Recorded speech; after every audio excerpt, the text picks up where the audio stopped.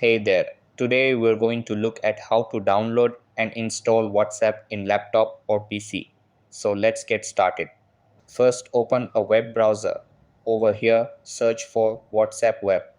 After that, click on the first result, which should be web.whatsapp.com.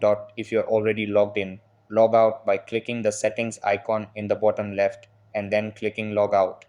Then click on the download button on the website. After that, save the file to your downloads folder and open the installation wizard.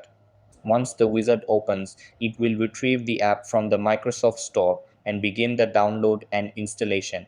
After the installation is complete, click on Get Started. Then a QR code will appear on your screen. Now go to your phone, open WhatsApp, and tap on Settings. Over here, tap on Link Devices.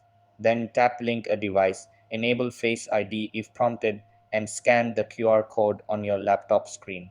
Then your chats will appear on your computer and you'll be successfully logged in. And that wraps it up.